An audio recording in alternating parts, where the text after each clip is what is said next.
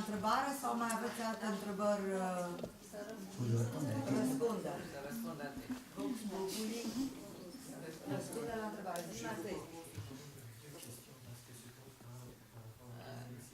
Je vais déjà répondre à Vera quand même. Je vais répondre à Vera et puis après on prendra plusieurs questions. Alors je vais répondre à Vera parce que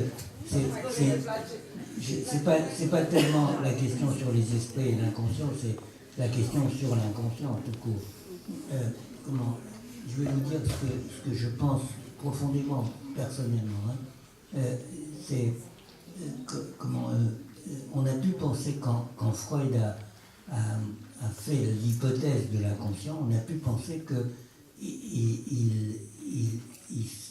donnait un nom à des êtres, en fait, qui donnait un nouveau nom à des êtres qu'on connaissait, je veux dire, des diables, des démons, des esprits, ça on connaît ça depuis très très longtemps, des dieux, des invisibles auxquels on s'adresse et avec lesquels on a un commerce. Ces choses-là, on connaît ça depuis très très longtemps, même chez Freud, même chez Freud, qui est, je veux dire, dans la famille de Freud, dans la famille de Freud, avant Freud, les gens étaient normaux, dans la famille de Freud. Avant Freud, les gens étaient normaux. Je veux dire, c'était des juifs, hachidiques. C'est pour ça qu'il s'appelle Freud, vous savez. Il s'appelle Freud. Freud, ça veut dire la joie. Freud est la joie, parce que les Hasidim, lorsqu'ils ont reçu la Torah, ils ont été joyeux, ils sont mis à danser comme ça. La Torah, la Torah. Les Hasidim, c'est ça les Hasidim.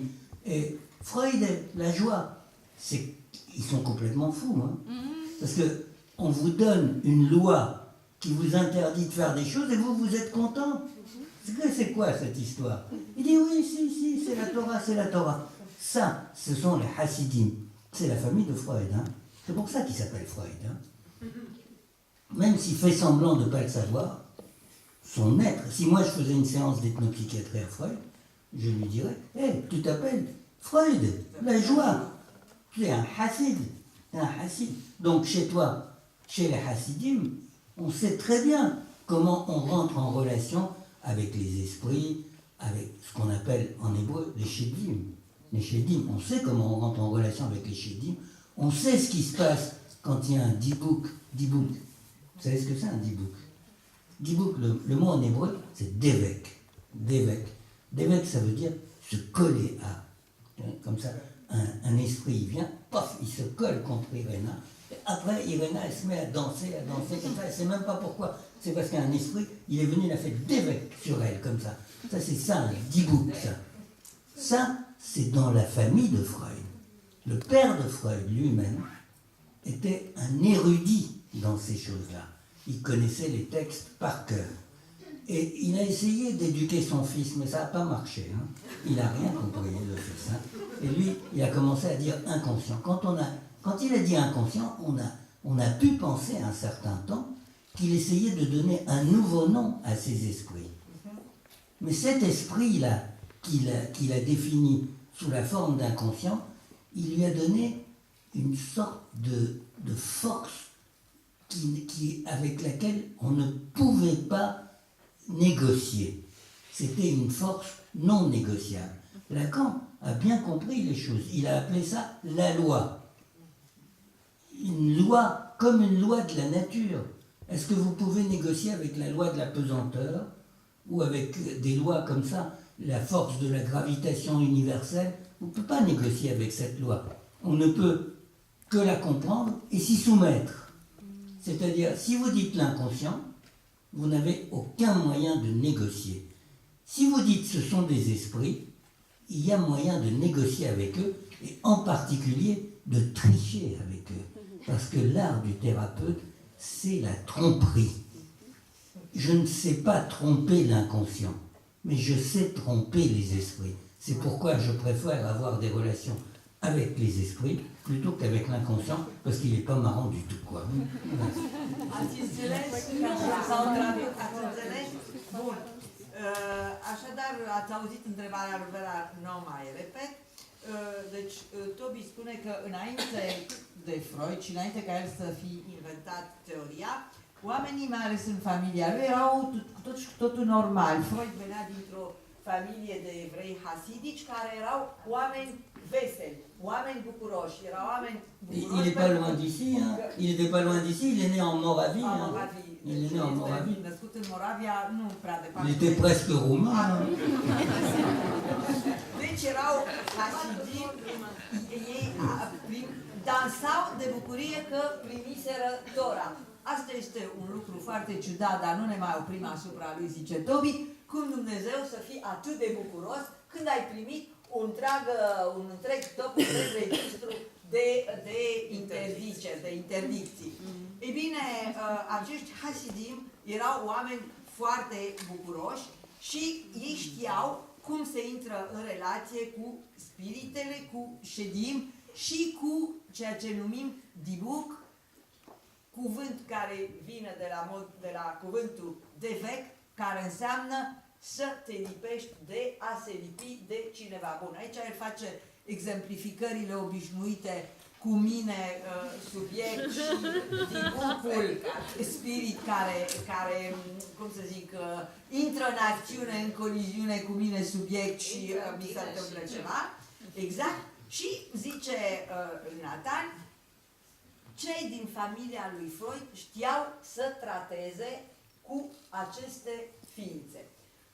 Tatălui Freud era un om erudit, el cunoștea textele, le avea în sânge, le cunoștea foarte bine și a încercat să-și educe fiul în aceeași manieră.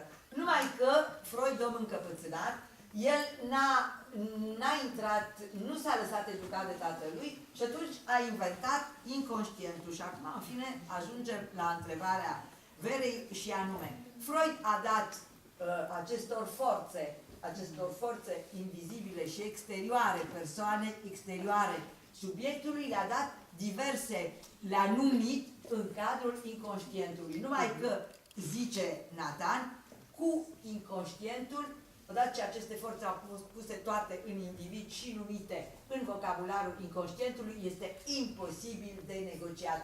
De aceea prefer spiritele inconștientului, pentru că cu spiritele se poate negocia, sunt tehnici de intrare în relație, de invocare, de intrare în relație cu spiritele, deci sunt tehnici de negociere și mai ales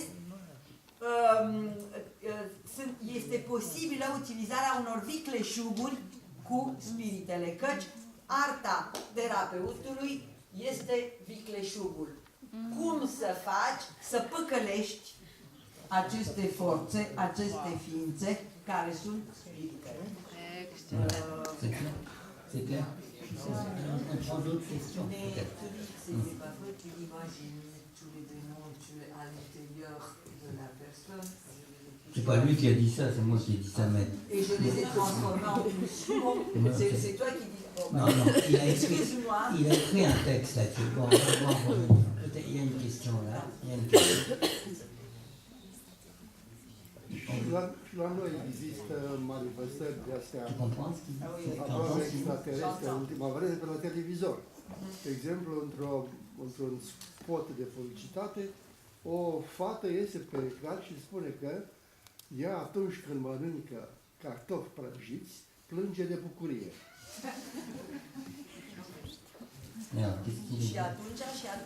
Când mănâncă cartofi prăjiți, plânge de bucurie. Da, și astea ce manifestări sunt? Păi da, este deosebirea între subconștient și inconștient, este sau nu? E o deosebire? Între subconștient și inconștient este o deosebire? Nu am înțeles, dacă este o diferență între subconștient și inconștient. Și care e subconștientul și care e inconștientul? Dacă e deosebire între ele. Poate se font manifestation chez nous, par exemple, des spots publicitaires. Il y en a un spot publicitaire. Sau e același lucru. Qui montre que les filles, qu'elles, quand elles mangent des fruits, Elle pleure de Vă joie. referiți la consumatorul spotului publicitar? La cel care declară public în fața... Păi, cred că nu e o declarație publică, e un spot publicitar. Ne facem că, știți, e ca la film. Declarație publică cealaltă. Cuții care au. Dacă am vedea O ființă aparte. întrebarea ar fi, într-adevăr, dacă am vedea reală. Non, attends, si je comprends bien.